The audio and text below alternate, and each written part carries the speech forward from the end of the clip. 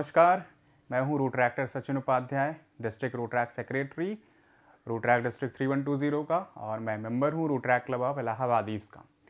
तो जैसा कि आप सब लोग पढ़ रहे थे, अभ्यास मतलब अभ्यास हम लोग कर रहे थे, ठीक है, पिछले कक्षाओं में। तो आज हम लोग कौन सा अभ्यास करेंगे? अभ्यास 8। आज हम लोग अपना अभ्यास 8 करने वाले हैं। तो अभ्यास 8 में देखिए एक सवाल दिया गया है कि सही वाक्य पर, मतलब आपके सामने देख रहे होंगे कि बहुत सारे वाक्य लिखे हुए हैं, 1 2 3 4 5 6 7 8 ऐसे करके बहुत सारे वाक्य लिखे हैं। तो उसमें क्या करना है? सही वाक्य पर टिक, जैसे ये सही का ऐसे जो निशान होता है वो सही का निशान होता है, ठीक है। जैसे हमको सही बनाना होता है कि भाई सही का निशान बना दो, तो ऐसे बनाते हैं, तो इसको बोलते हैं सही है कोई चीज़, ठीक है। तो सही का चिन्ह और गलत पर ऐसे क्रॉस कर देंगे, मतलब एक लाइन ऐसे एक लाइन ऐसे, तो ये गलत हो गया, ठीक। तो गलत जो होगा, मतलब जो वाक्य सही है उस पर सही का चिन्ह और जो गलत है उस पर गलत का चिन्ह हमको लगाना है, ठीक है। तो देखिए हम धीरे धीरे वाक्य को पढ़ेंगे और वाक्य जो है वो हम समझ जाएंगे कि भाई ये सही लिखा है या गलत लिखा है। हमको बस हमारी जो समझ है, समझ को समझने के लिए कह सकते हैं, समझ को समझने के लिए ये वाक्य दिए गए हैं कि ये वाक्य सही आप अपनी समझ से कर पाते हैं कि गलत, ठीक। तो देखिए पहला जो वाक्य है वो ये है कि मच्छर, थोड़ा सा बड़ा कर देते हैं इसको। देखिए पहला जो वाक्य है वो ये है कि मच्छर काटने से बीमारी होती है। मच्छर काटने से बीमारी होती है। तो भाई ये बताइए कि मच्छर काटने से बीमारी होती है, ये तो सबको पता है, ठीक है। तो ये सही है कि गलत है? अगर सही है तो सही का निशान और गलत है तो गलत का निशान लगाना है, ठीक है। तो सबको पता है कि मच्छरों के काटने से बीमारी होती है। बहुत सारे ऐसे मच्छर होते हैं जिनके काटने से मलेरिया, डेंगू, बहुत सारी खतरनाक बीमारियां होती हैं, और कभी कभी ये बीमारियां बहुत जानलेवा भी हो सकती हैं, ठीक है। इन बीमारियों से जान भी जा सकती है। डेंगू और मलेरिया से बहुत सारे लोगों की जानें भी जाती हैं। तो मच्छरों के काटने से निश्चित रूप से बीमारी होती है, ठीक है। इसको मच्छरों के काटने को हमको बिल्कुल हल्के में नहीं लेना चाहिए। तो ये बात जो लिखी हुई है, ये वाक्य, ये क्या है? सही है। सही पे हमने सही का निशान लगाया, ठीक है। अब दूसरे पे आते हैं। पहला हमने कर लिया, दूसरे पे आइए। दूसरे पे दूसरा वाक्य जो लिखा है, प्रदूषण सेहत के लिए अच्छा है। प्रदूषण सेहत के लिए अच्छा है, ये लिखा हुआ है वाक्य। सही है या गलत है ये हम बताएंगे, ठीक है। हमको यहाँ पे टिक लगाना है सही का और गलत का। तो प्रदूषण जो होता है वो सेहत के लिए अच्छा होता है? नहीं, बिल्कुल नहीं अच्छा होता है, क्योंकि आपको पता है कि जैसे प्रदूषण से भी बहुत सारी समस्याएं, बहुत सारी बीमारियां हमारे शरीर में उत्पन्न होती। जैसे आपको पता होगा कि अगर धुआं है, बहुत सारी फैक्ट्रीज़ हैं, ठीक है, फैक्ट्री से जो धुआं निकलता है वो हवा में जाकर के मिल जाता है, ठीक है। मतलब आप कह सकते हैं हवा में जाकर के मिल जाता है, ठीक है। तो हवा में क्या होता है? ऑक्सीजन होता है, जो हम सांस लेते हैं वो हम क्या करते हैं? ऑक्सीजन लेते हैं। ऑक्सीजन हम हवा, जो पेड़ होते हैं उन्हीं से लेते हैं, ठीक। तो हवा में कुल मिलाकर के जाके धुआं मिलता है, घुलता है, ठीक है। धुएं में एक पदार्थ होता है कार्बन डाइऑक्साइड। तो वो क्या होता है कि उससे अगर हम सांस, वो चीज़ हमारे सांस के माध्यम से हमारे अंदर जाती है, तो वो क्या होता है कि वो हमारे शरीर के लिए नुकसानदायक होती है। उससे हमको दमा, सांस की, मतलब बहुत सारी बीमारियां हो सकती हैं, और वो बीमारी आगे चल के खतरनाक भी हो सकती है। तो प्रदूषण सेहत के लिए कुल मिलाकर ये है कि बिल्कुल भी अच्छा नहीं है, तो ये गलत हो गया, ठीक है। तीसरा तीसरा एक बहुत ही महत्वपूर्ण वाक्य यहाँ पे लिखा हुआ है, घर की लड़कियों को पढ़ाना चाहिए, ठीक है। घर की लड़कियों को पढ़ाना चाहिए। अब ये वाक्य यहाँ पे क्यों लिखा हुआ है? ठीक है, क्योंकि आप सभी को पता है कि पहले के टाइम पे, पहले के समय में क्या होता था कि घर की जो लड़कियां होती थी उनको पढ़ाने लिखाने का बहुत ज़्यादा क्या था, रिवाज नहीं था। बस ये माना जाता था कि लड़कियां क्या होंगी, बस घर पे रहें, घर का काम करें, फिर उनकी शादी हो जाएगी, फिर वो दूसरे घर पे चली जाएंगी, ठीक है। तो उनको पढ़ाना लिखाना बहुत ज़रूरी नहीं समझा जाता था। लेकिन अब ज़माना बहुत तेज़ी से परिवर्तित हो रहा है, बदल रहा है। तो अब क्या कर रहे हैं सारे लोग, अपने लड़कों के साथ साथ लड़कियों को भी अच्छे से अच्छे स्कूल में पढ़ाने की कोशिश कर रहे हैं, और लड़कियां भी लड़कों के साथ साथ कंधे से कंधा मिलाकर आगे बढ़ रही हैं। ठीक है, तो ये पहले के समय में होता था कि घर की लड़कियों को पढ़ाते बहुत सारे लोग नहीं थे। हालांकि ये अभी भी बहुत जगह ये प्रथाएं हैं। आप देखते होंगे कि बहुत सारे लोग अपनी लड़कियों को या अपनी बच्चियों को कुछ क्लास तक, 2 4 5 क्लास तक पढ़ाते हैं, उसके बाद बोल देते हैं कि बस आपको अब घर का काम करना है। ठीक है, तो ये बहुत ही गलत चीज़ है। हमें अपनी लड़कियों को लड़कों के साथ साथ पढ़ाना चाहिए, उनको स्कूल भेजना चाहिए ताकि वो भी सशक्त बन सकें। तो घर की लड़कियों को पढ़ाना चाहिए, ये बात बिल्कुल सही है। ठीक है, ये कहीं से भी गलत नहीं है, बिल्कुल सही है। चौथा, हमें एक दूसरे की मदद करनी चाहिए। हमें एक दूसरे की मदद करनी चाहिए। तो आप ये भी समझ गए होंगे, ये भी वाक्य सही लिखा है, क्योंकि हमको एक दूसरे की अगर सहायता नहीं करेंगे, अगर हम दूसरे की नहीं करेंगे तो दूसरा हमारी भी सहायता नहीं करेगा। मतलब हमको मौके पर दूसरों की मदद करती रहनी चाहिए। ठीक है, बहुत सारे लोग नहीं करना चाहते हैं क्योंकि उनके अंदर ईर्ष्या की भावना होती है, हम दूसरे का मदद क्यों करने जाएं। ठीक है, लेकिन जब उनको मदद की ज़रूरत होती है तो दूसरा भी उनकी मदद के लिए नहीं आएगा। ठीक है, तो इसीलिए हमको दूसरों की मदद के लिए हमेशा तैयार रहना चाहिए। तो ये भी वाक्य सही है। पांचवा वाक्य, खाने से पहले हाथ नहीं धोना चाहिए। ठीक है, तो ये बिल्कुल गलत बात है। हमेशा खाने से पहले आपको हाथ अच्छे से धोना चाहिए, और मैं तो कहता हूँ अच्छे से मतलब साबुन से धोना चाहिए। और जैसा कि ये जो बीमारी आई कोरोना, इसने क्या किया कि लोगों को, ऐसा कहा जाता है और ये बात सही भी है, कि लोगों को हाथ धोना अच्छे से सिखा दिया। क्योंकि जो ये महामारी थी, ये फैल रही थी। ठीक है, एक दूसरे के कांटेक्ट या कह सकते हैं संपर्क में आने से, तो बोला गया कि भाई सारे लोग अपने हाथ धोएं नहीं, बल्कि अच्छे से धोएं, साबुन से धोएं, और थोड़ा टाइम ले करके धोएं, अच्छे से हाथ को धोना है। तो खाना, क्योंकि हमारे हाथ में क्या होता है, बहुत सारे बैक्टीरिया जिसको कहते हैं लगे हुए होते हैं। ठीक है, तो वो सब खाने में मिल करके हमारे शरीर को नुकसान पहुंचाते हैं। तो खाने से पहले हाथ नहीं धोना चाहिए, ये बात गलत है, हमको धोना चाहिए। बड़ों का सम्मान नहीं करना चाहिए। ठीक है, तो बड़ों का सम्मान नहीं करना चाहिए, ये बात, अरे ये बात भी गलत है, क्योंकि हमको अपने से बड़ों का हमेशा सम्मान करना चाहिए, उनकी आदर करनी चाहिए। ठीक है, बहुत सारे लोग नहीं करते हैं, ये बहुत गलत बात है। हमें हमेशा अपने से बड़ों का कम से कम सम्मान तो जरूर करना चाहिए। कोई ज़रूरी नहीं है कि हम उनकी हर बात माने ही, क्योंकि हमसे जो बड़े होते हैं वो भी कभी कभी गलत हो जाते हैं, गलत होते हैं। ठीक है, लेकिन एटलीस्ट कम से कम हमको उनका सम्मान तो करना ही चाहिए। बेटे और बेटियों को एक समान स्नेह करना चाहिए, ये भी एकदम सही बात है। ठीक है, क्योंकि ये जो वाक्य हैं, ये कुछ आप समझ रहे होंगे कि पहले का जो ज़माना था, पहले का जो समय था, ऐसा था कि बेटियों को माना जाता था कि बेटियां क्या होती हैं, उनकी शादी हो जाएगी तो वो दूसरे घर पे चली जाएंगी, मतलब बेटियां पराया धन होती हैं, ऐसा बहुत अभी भी लोग कहते हैं। ठीक है, इसलिए उनको बहुत ज़्यादा प्यार नहीं दिया जाता था। बेटे यहाँ पे रहेंगे, घर पे रहेंगे, जिम्मेदारी संभालेंगे। ठीक है, तो उनको थोड़ा सा ज़्यादा प्यार दिया जाता था। तो ये बात भी बिल्कुल गलत है। अब जैसा कि टाइम चेंज हो रहा है, बदल रहा है, बेटे और बेटियों को एक समान स्नेह करना चाहिए। और अब तो ये भी आ गया है कि लोग बेटियों को ज़्यादा प्यार करते हैं और बेटों को थोड़ा सा कम भी करते हैं। ठीक है, बहुत सारे लोग ऐसे भी मैंने देखे हैं। ठीक है, तो बेटे और बेटियों को एक समान स्नेह करना चाहिए, ये बात बिल्कुल सही है। अगला जो वाक्य है यहाँ पे, परिश्रम करने से फल नहीं मिलता है। परिश्रम करने से फल नहीं मिलता है, ये बात 100% गलत है। ये बात 100% गलत है, क्योंकि परिश्रम करने से फल नहीं मिलता है, परिश्रम करने से ही फल मिलता है। अगर आप परिश्रम नहीं करेंगे किसी भी काम को लेकर के, तो आपको उसका फल नहीं मिलेगा।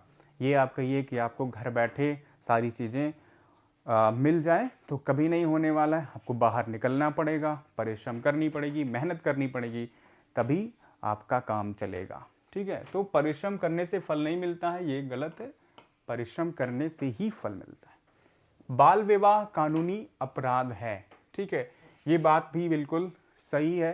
पहले के समय में ऐसा था कि बच्चों की शादियां कर दी जाती थी कम उम्र में, जैसे वो 5 साल 6 साल के हुए तो उनकी शादियां कर दी जाती थी। बाल विवाह का चलन था पहले के समय में, लेकिन फिर बहुत सारी समस्याएं उत्पन्न होने लगी। फिर बहुत सारे समाज सुधारक आए और उन्होंने बाल विवाह को कानूनी अपराध मान करके क्या किया कि वो नए नए कानून लेकर के आए, जिससे बाल विवाह को क्या किया गया, कानूनी अपराध मान लिया गया। और अगर कोई बाल विवाह करता है, ठीक है, तो उसको उसके खिलाफ कड़ी से कड़ी सजा भी हो सकती है।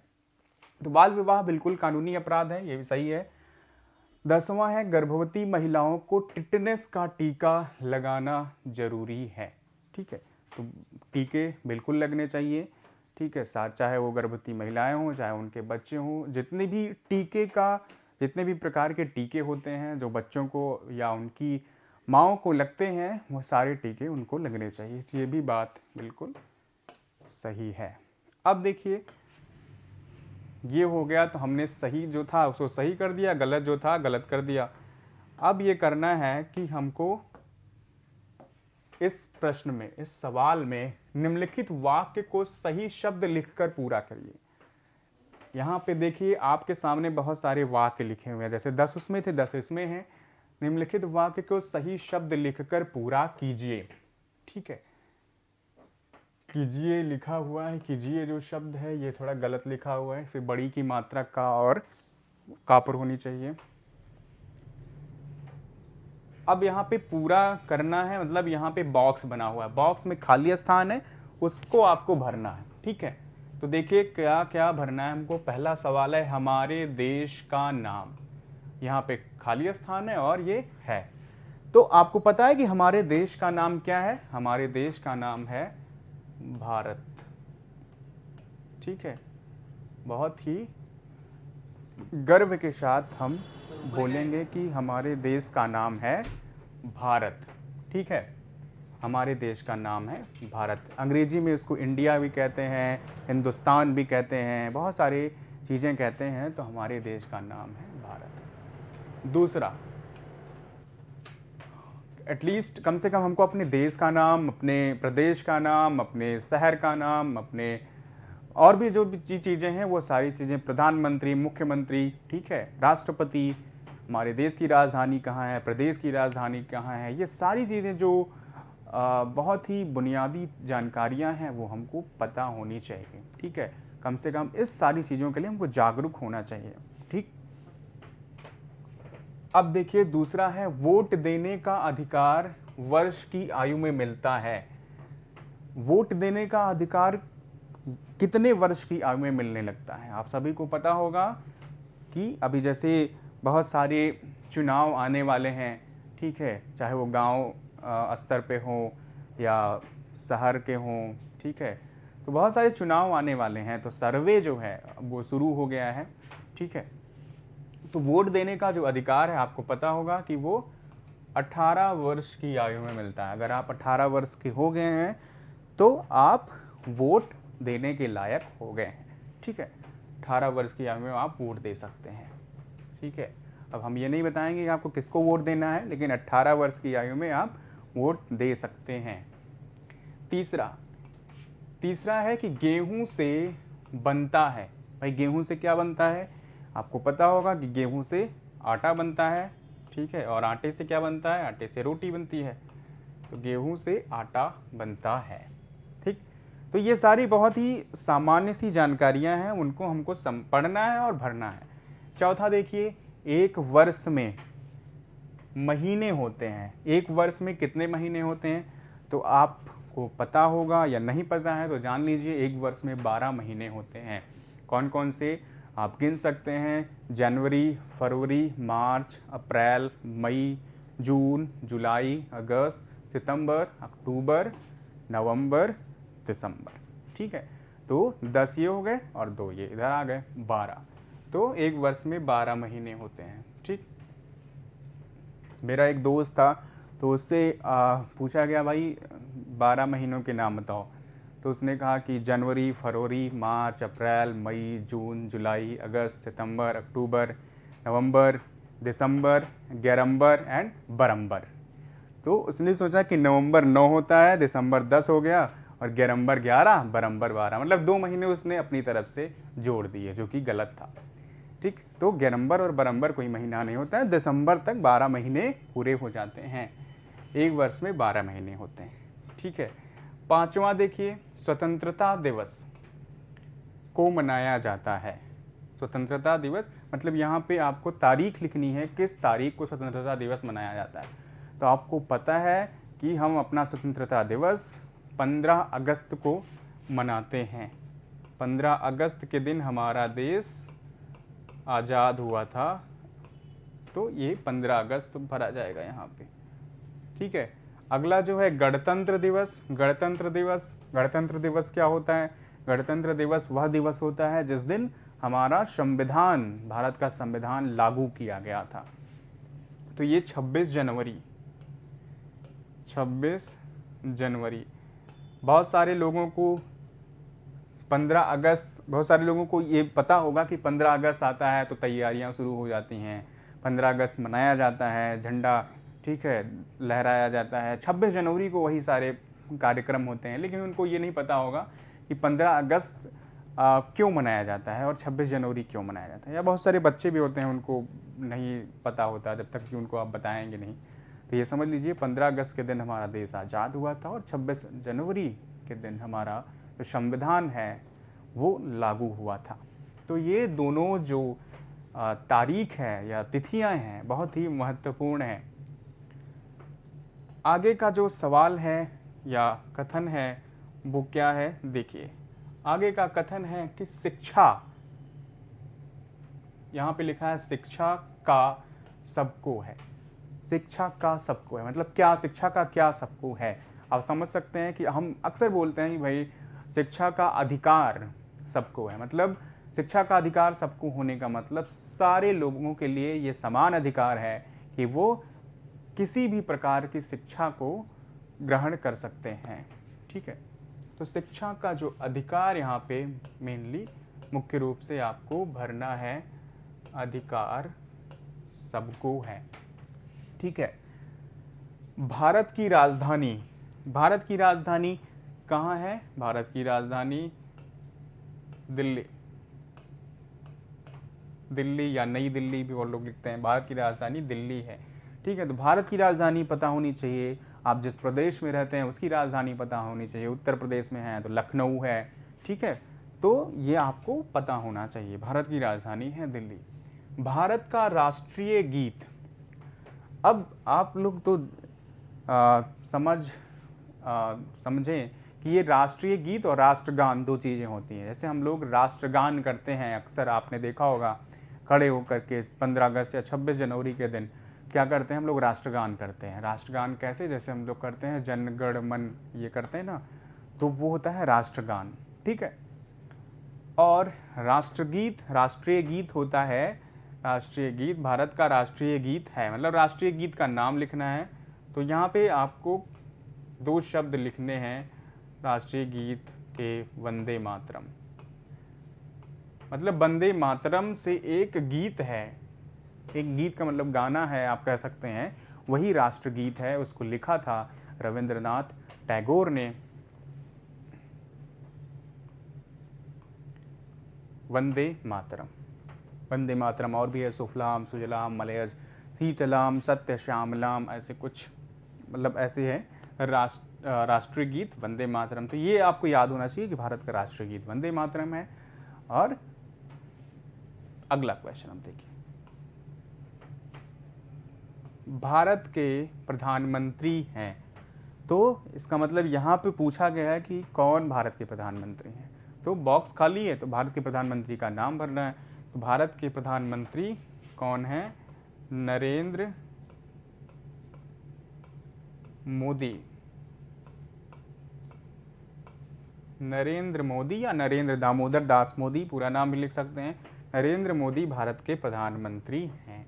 ठीक है, तो ये भी बहुत ही सामान्य सी जानकारियां हैं जो आपको पता होना चाहिए। भारत का प्रधानमंत्री, उत्तर प्रदेश का मुख्यमंत्री, ठीक है, हमारे ज़िले का डिस्ट्रिक्ट मजिस्ट्रेट या जिला अधिकारी कौन है, हमारे कह सकते हैं कि हमारा राष्ट्रगान, राष्ट्रगीत, राष्ट्रीय पशु, और ये सारी चीज़ें आपको पता होनी चाहिए। और बहुत सारी सामान्य सी जानकारियाँ जो कि इस सारे वाक्यों में दी गई हैं, वो बहुत सारे लोगों को पहले से पता है, बहुत सारे लोगों को नहीं भी पता है, तो वो हमको समझ आ गई होंगी। ठीक है, तो ये सारे कुछ सामान्य सी जानकारियाँ थी, जिसमें पहला सही गलत था, दूसरा भरने का था, बॉक्स में भरना था। तो ये आपको मुझे लगता है समझ में आ गया होगा। आप फिर से इसको अपने घर पे दोहराएंगे, पढ़ेंगे और उसका अभ्यास करेंगे तो और भी अच्छे से समझ में आ जाएगा। ठीक है, तो इस क्लास में इतना ही। अब हम आप लोगों से मिलेंगे अगले क्लास में, तब तक धन्यवाद।